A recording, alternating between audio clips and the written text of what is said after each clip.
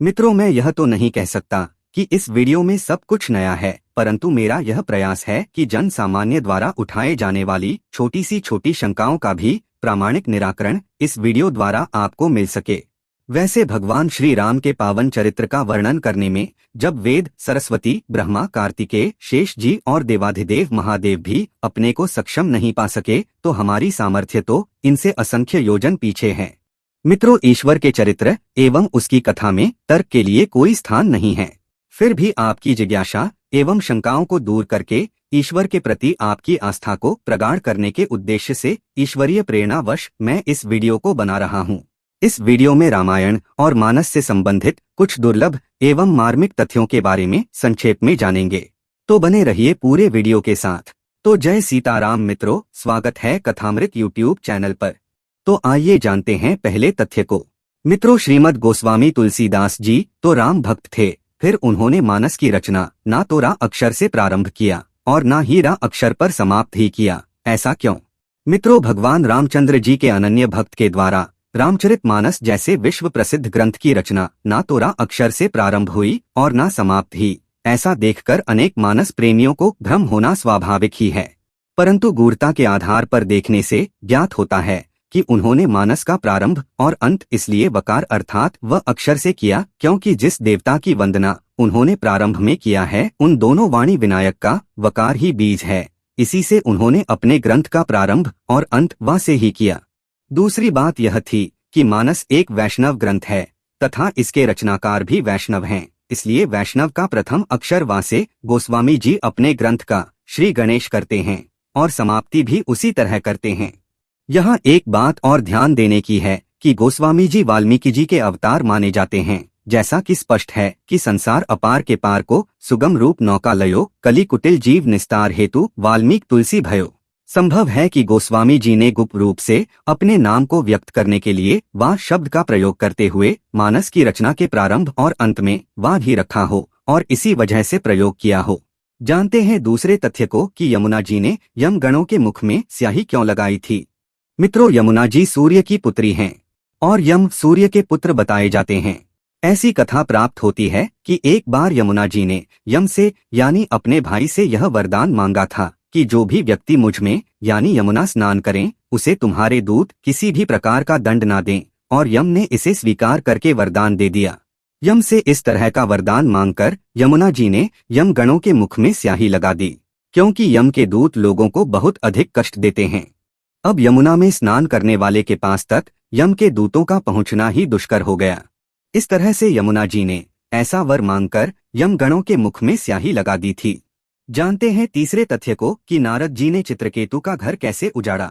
चित्रकेतु कर घर उन्धाला, कनक कसित कर पुण्यसहाला। मित्रों, राजा चित्रकेतु के 1 करोड़ स्त्रियां थीं, लेकिन पुत्र किसी के भी नहीं था। अंगिरा नाम के ऋषि की कृपा से उन्हें एक पुत्र की प्राप्ति हुई। जब वह पुत्र 1 साल का हुआ तो उसकी अन्य माताओं ने उसे विष देकर ईर्ष्या के कारण मार डाला। राजा बहुत दुखी हुए। सौभाग्यवश नारद जी भी पहुंच गए।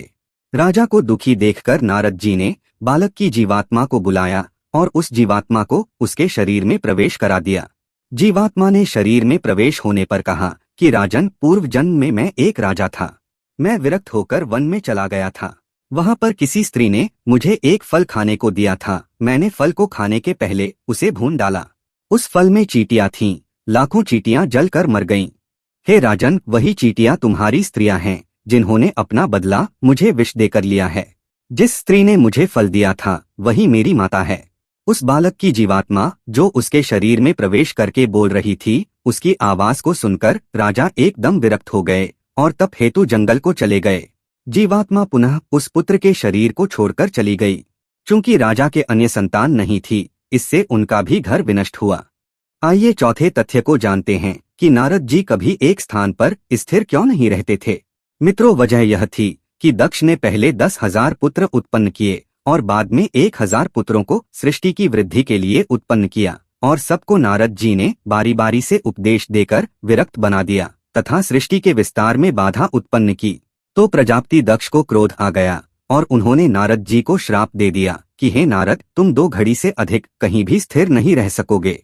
तभी से देवर्षि जी कहीं भी स्थिर नहीं रह पाते। बाद में भगवान ब्रह्मा जी ने दक्ष के क्रोध को शांत किया था। यह कथा श्रीमद्भागवत के स्कंध 6 अध्याय 5 में वर्णित है। जानते हैं पांचवें तथ्य को कि विश्व मोहिनी के स्वयंवर में नारद जी के कितने रूप थे। मुनि हित कारण कृपा निधाना, दीन कुरूप न जाई बखाना। सो चरित्र लख काहू न पावा, नारद जान सभी सिरनावा। उस समय स्वयंवर में महर्षि नारद जी के 3 रूप थे। पहला तो यह कि नारद जी स्वयं को विष्णु रूप में समझते थे, और दूसरी विशेष बात यह कि वहां पर उपस्थित सभी राजा नारद जी को ना तो विष्णु समझते थे और ना ही वानर रूपधारी समझते थे। वे सब उन्हें नारद ही समझते थे। तभी तो नारद जान सभी सिर नावा। अन्यथा नारद जी को कोई यदि वानर समझता तो प्रणाम क्यों करता। इसके अतिरिक्त उनके तीसरे स्वरूप को मात्र नृप कन्या विश्वमोहिनी ही देखती थी, जो उन्हें बंदर रूप में देख रही थी। यहाँ आप यह समझ सकते हैं कि नारद जी को बंदर का रूप देकर विष्णु ने उन्हें अपमानित नहीं किया, क्योंकि उनके बंदर रूप को मात्र विश्वमोहिनी ही तो देख रही थी। गोस्वामी जी लिखते हैं कि सो स्वरूप नृप कन्या देखा, शेष लोग उन्हें नारद ही समझ रहे थे। वहां सिर्फ 2 ही लोग ऐसे थे जो नारद को तीनों रूपों में देख रहे थे। वे थे शंकर जी के 2 गण जो स्वयंवर में उपस्थित थे। उन्हें नारद जी के विष्णु, बंदर और नारद ये तीनों स्वरूप दिखाई देते थे। निष्कर्षतः नारद के 3 रूप थे। एक तो नारद स्वयं को विष्णु रूप में समझते थे, दूसरे अन्य लोग उन्हें नारद ही समझते थे, और तीसरे नृपकन्या विश्वमोहिनी को वे बंदर रूपी दिखाई देते थे। जानते हैं छठवें तथ्य को कि भगवान शंकर के धनुष का नाम पिनाक क्यों पड़ा। छोतई टूट पिनाक पुराना, मैं कह हेतु कराऊं अभिमाना। ऐसा कहा जाता है कि जो धनुष जनक जी के यहाँ रखा था वह राक्षसों के नाश के लिए महर्षि दधीच की हड्डी से निर्मित था। संपूर्ण धनुष के बन जाने पर अंत में धनुष की दोनों नोक जिसमें कसकर प्रत्यंचा चढ़ाई जाती है, उसको बनाने के लिए हड्डी कम पड़ गई थी। इन दोनों नोकों को दधीची के नाक की हड्डी से बनाया गया था। नाक की हड्डियों से दोनों नोकों का निर्माण हुआ। इसी कारण शंकर जी के उस धनुष का एक नाम पिनाक भी था। जानते हैं 7वें तथ्य को कि श्री राम को पगुधारी क्यों कहा गया है। मित्रों, श्री राम को पगुधारी कहने का तात्पर्य यह है क्योंकि श्री राम भगवान विष्णु जी के अवतार हैं। साक्षात विष्णु जी के हृदय में भगवान भृगु द्वारा लात मारी गई थी और भगवान विष्णु या राम के हृदय में उनके पद चिन्ह अंकित हैं। इसलिए भृगु के चरण चिन्हों को हृदय में धारण रखने वाले राम पगुधारी कहलाए। तीनों देवताओं में कौन श्रेष्ठ है, इसकी परीक्षा लेने के उद्देश्य से भृगु जी ने भगवान विष्णु के सीने पर अपने चरण से प्रहार किया था। इसी चरण को जिसे भृगु जी ने मारा था उसे भगवान ने नित्य अपना भूषण बना लिया। उल्लेखनीय है कि जब भृगु ने भगवान के वक्ष पर चरणों से प्रहार किया तो विष्णु ने जल्दी से भृगु जी का चरण पकड़ते हुए कहा कि महाराज, कहीं आपके चरणों में चोट तो नहीं आई, क्योंकि कहा यह आपके कमलवत कोमल चरण और कहा यह मेरा वज्रवत कठोर हृदय। इस आदर्श ने सिद्ध किया कि वास्तव में विष्णु सर्वश्रेष्ठ हैं। इनकी जगह यदि शिव या ब्रह्मा होते तो संभवतः प्रलय मच गई होती। 8वें तथ्य को जानते हैं कि धनुष टूटने के बाद जब वहां पर परशुराम जी आए तो उन्होंने राम को पहचाना क्यों नहीं। मित्रों, प्रथम तो परशुराम जी को यह तो ज्ञात ही था कि रामावतार हो चुका है, परंतु राम कौन है इसका निर्णय कौन करे। परशुराम जी रामचंद्र जी को एक सामान्य क्षत्रिय ही समझते थे। जब तक कि उन्हें कोई प्रमाण ना मिल जाए कि यही राम वास्तविक राम या ब्रह्म हो सकते हैं, तब तक पहचानने का प्रश्न ही नहीं उठता है, क्योंकि परशुराम जी स्वयं भी अंशावतार हैं। भगवान परशुराम जी ने जो धनुष राम को चढ़ाने के लिए दिया था वह धनुष शंकर जी द्वारा जमदग्नि को और जमदग्नि से परशुराम को मिला था। इस धनुष को जब परशुराम जी राम को देना चाहते हैं तो वह धनुष स्वयं ही उनके पास चला गया। शंकर जी ने परशुराम से कहा था कि तुम श्री राम को जब देखोगे तो उन्हें देखने के बाद शस्त्र धारण नहीं करना, क्योंकि तुम्हारा यह वैष्णव तेज राम के मिलते ही देव कार्य के लिए राम में ही प्रवेश कर जाएगा। और यही हुआ भी।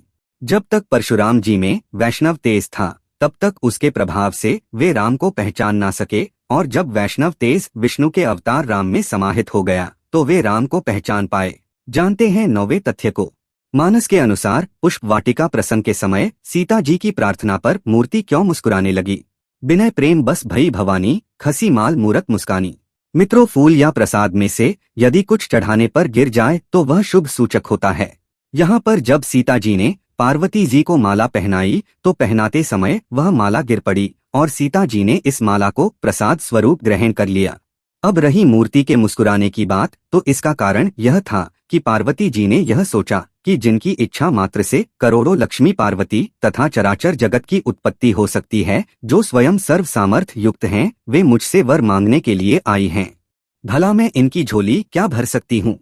ऐसी सीता जी मेरे पास वर मांगने के लिए आई हैं, जिनके देखने मात्र से अनेकों लोग सृजित और विलुप्त हो सकते हैं।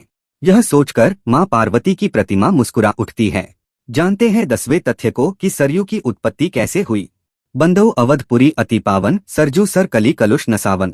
सरयू की उत्पत्ति के संबंध में ऐसी कथा प्राप्त होती है कि एक बार इक्ष्वाकु ने वशिष्ठ जी से यह इच्छा प्रकट की कि इतनी बड़ी अयोध्या में कोई भी नदी नहीं है, जिससे जनमानस को बहुत बड़ी परेशानी होती है। महाराज, कोई उपाय कीजिए। इक्ष्वाकु की बात सुनकर वशिष्ठ जी ने नंदिनी से कहा कि नंदिनी, कोई उपाय हो तो बताओ। वशिष्ठ जी के प्रश्न के उत्तर में नंदिनी ने कहा कि महाराज, एक बार भगवान बैकुंठ में विराजमान थे। उस समय भगवान विष्णु के दर्शन के लिए भगवान शंकर और पार्वती वहां पर पहुंचे। उस समय वहां पर अन्य देवता ब्रह्मा, नारद, इंद्र आदि भी उपस्थित थे। सभी को अति प्रसन्न देखकर शिव जी मग्न होकर नाचने लगे। नारद जी वीणा बजाने लगे। इस तरह से सभी के सभी प्रसन्न मुद्रा में हो गए। शिव जी के नृत्य को देखकर विष्णु जी अधिक प्रसन्न हुए और शिव जी से वरदान मांगने को कहा। इस पर शिव जी ने विष्णु जी से भक्ति मांगी। शंकर जी के प्रेम को देखकर विष्णु जी के नेत्र में खुशी के अश्रुजल भर आए। वह जल जब गिरने की स्थिति में हुआ तो ब्रह्मा जी ने उसे अपने कमंडल में रोक लिया था। वहीं से आप उन्हीं से कामना करके नदी प्राप्त कर सकते हैं। यह बात नंदिनी ने वशिष्ठ जी को बताई। 9000 वर्ष ब्रह्मा की तपस्या करने पर ब्रह्मा जी के प्रसन्न होने की स्थिति में वशिष्ठ जी ने ब्रह्मा जी को अपनी इच्छा सुनाई। तब ब्रह्मा जी ने वही विष्णु के नेत्रों का जल कमंडल से पृथ्वी पर गिरा दिया। वह जल सुमेरु पर्वत पर गिरा और वहीं बहने लगा। वह जल पृथ्वी तक नहीं आ सका। तब ऐरावत हाथी ने अपने दोनों दांतों के प्रहार से पर्वत को काटा, जिससे वह जल पृथ्वी पर गिरा। सुमेरु पर्वत से निकलकर वह जल हरिधाम के निकट मानसरोवर में समा गया। मित्रों, मानसरोवर ब्रह्मा जी के मन से उत्पन्न हुआ है। अब वशिष्ठ जी ने पुनः बहुत दिनों तक तपस्या किए और तब भगवान पुनः प्रकट हुए और उन्होंने मानसरोवर को हिलकोरने को कहा। अथक प्रयास के बाद वह जल वहां से निकला और वशिष्ठ जी ने उसे प्राप्त कर लिया तथा अयोध्या लाए। यही सरयू नदी हुई। विष्णु के नेत्र से उत्पन्न होने के कारण सरयू का एक नाम नयनजा भी है तथा वशिष्ठ जी के द्वारा पृथ्वी पर लाए जाने के कारण सरयू का एक नाम वासिष्ठी भी है। इस तरह से 3 नाम हुए, सरयू, नयनजा और वासिष्ठी। अब आइए जानते हैं 11वें तथ्य को कि धनुष टूटने का समाचार दशरथ जी को कितने दिन बाद मिला था। मित्रों, वाल्मीकि रामायण के अनुसार धनुष टूटने पर जो दूत जनकपुर से अयोध्या को समाचार लेकर गए थे, वे रास्ते में ज्यादा थक जाने के कारण 3 रात विश्राम करके चौथे दिन अयोध्या पहुंचे थे। जनकेन समादिष्टा दूतास्ते क्लांत वाहना त्रिरात्र मुषिता मार्गे तेयोध्याम प्राविशन पुरीम। जानते हैं 12वें तथ्य को कि जब वह धनुष किसी से उठता ही नहीं था तो यज्ञशाला तक कैसे लाया गया। मित्रों, इस संबंध में भिन्न भिन्न प्रकार के प्रमाणों के आधार पर भिन्न भिन्न मत मिलते हैं, जिसमें से 2 प्रमुख कारणों का मैं यहाँ पर जिक्र कर रहा हूँ। पहला तो यह है कि एक मत के अनुसार उस धनुष को 10,000 पहलवान उठाकर यज्ञशाला तक लाए थे। दूसरे मत के अनुसार उस धनुष को 5,000 महामनस्वी वीर 8 पहियों वाली लोहे की बहुत बड़ी संदूक में रखकर किसी तरह से ठेल कर लाए थे। यह दोनों कथाएं प्रामाणिक हैं। कल्प भेद से दोनों को माना जा सकता है, वैसे दूसरा मत अधिक उपयुक्त प्रतीत होता है। जानते हैं 13वें तथ्य को। महाराज जनक को यह धनुष कहाँ से प्राप्त हुआ था। मित्रों, इस संबंध में धर्म ग्रंथों में विभिन्न प्रकार की कथाओं का उल्लेख मिलता है, परंतु यहाँ पर मात्र 2 प्रमुख कथाओं का जिक्र किया जा रहा है। प्रथम कथा यह है कि जब सती जी ने दक्ष के यज्ञ में अपना शरीर त्याग दिया और नारद जी द्वारा जब यह सूचना शिवजी को कैलाश पर्वत पर दी गई तो स्वयं शिव जी ने जाकर इसी धनुष से यज्ञ को विध्वंस किया था। और यज्ञ विध्वंस के बाद भी शिव जी का क्रोध शांत नहीं हुआ तथा वे उसी धनुष को उठाकर समस्त देवताओं का मस्तक काट डालने की धमकी देने लगे। शिव जी ने कहा कि तुम सब मुझे यज्ञ में भाग नहीं देते हो, इसलिए मैं तुम सबके मस्तक को काट डालूंगा। देवता लोग इससे डरकर शिव जी की स्तुति करने लगे। तब जाकर शिव जी प्रसन्न हुए और उन्होंने यह धनुष देवताओं को दे दिया। उस धनुष को देवताओं ने जनक के पूर्वज देवराट के पास रख दिया था। यही धनुष सीता के स्वयंवर में रखा गया था। इस प्रकार यह धनुष जनक के पास पहुंचा था। आनंद रामायण के सार कांड में सर्ग 3 के अनुसार परशुराम जी ने ही जनक जी को यह धनुष दिया था। इस संबंध में दूसरी कथा इस प्रकार से है कि एक बार जनक जी की तपस्या से प्रसन्न होकर शंकर जी ने जनक को यह वरदान दिया था कि तुमने मेरे इष्ट के अर्थात राम के दर्शन का जो वरदान मुझसे मांगा है वह तुम्हें इस धनुष के माध्यम से प्राप्त होगा। ऐसा कहकर शिव जी ने 2 धनुष जो एक में मिले हुए थे उसे अलग करके एक धनुष जनक जी को दे दिया था और कहा था कि इसी के प्रभाव से तुम्हें मेरे इष्ट अर्थात राम के दर्शन होंगे। इस प्रकार दूसरी कथा के अनुसार जनक जी को वह धनुष शिवजी ने दिया था। वास्तविकता कुछ भी रही हो परंतु दोनों कथाएं प्रामाणिक हैं। कल्प भेद से भी दोनों कथाओं को सही माना जा सकता है। आप जिसे उचित समझे माने। किसी कल्प में पहली कथा के अनुसार और किसी कल्प में दूसरी कथा के अनुसार जनक को धनुष की प्राप्ति हुई होगी। अलग अलग कल्पों की कथाओं का वर्णन मानस में अनेकों जगह पर है, अतः इसमें कोई संदेह नहीं है। तो मित्रों, यदि आप रामायण के बारे में और भी मार्मिक तथ्यों को जानना चाहते हैं तो हमें कमेंट करके जरूर बताएं और वीडियो पसंद आया हो तो कथामृत को सब्सक्राइब जरूर करें। सबको राम राम।